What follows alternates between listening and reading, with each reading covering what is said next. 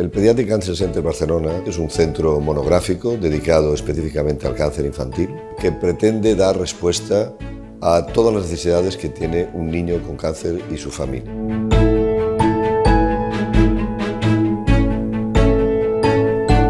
Pensemos que el cáncer infantil es una enfermedad minoritaria.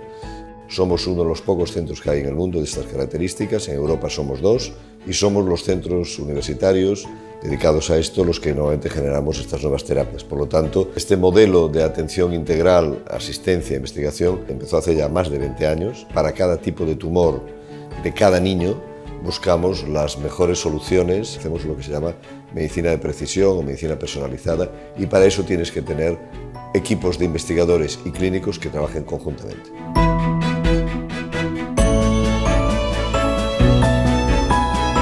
El Pediatric Cancer Center ha sido un centro que se ha hecho a través de donaciones.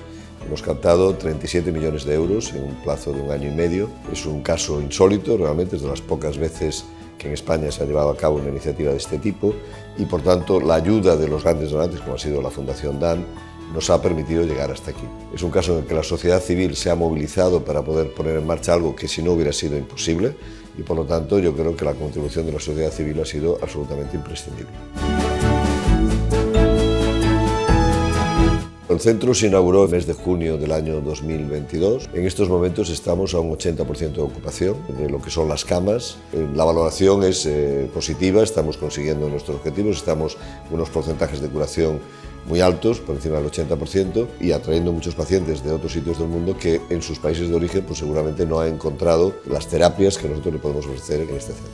Las familias se sienten copropietarias y son exigentes, nos piden que, dado que hemos conseguido llegar hasta aquí, que no nos conformemos, que seamos valientes, es lo que nos dicen las familias, nuestros hijos son valientes, el hospital también tiene que ser valiente, apostar por nuevas terapias, apostar por estar siempre en la frontera, yendo un poco más allá, porque para hacer lo mismo que hacíamos antes no era necesario el Pediatric Cancer Center. Nuestro objetivo es no defraudarlos, sino todo lo contrario, sorprenderlos de que seamos capaces cada vez de dar mejores resultados.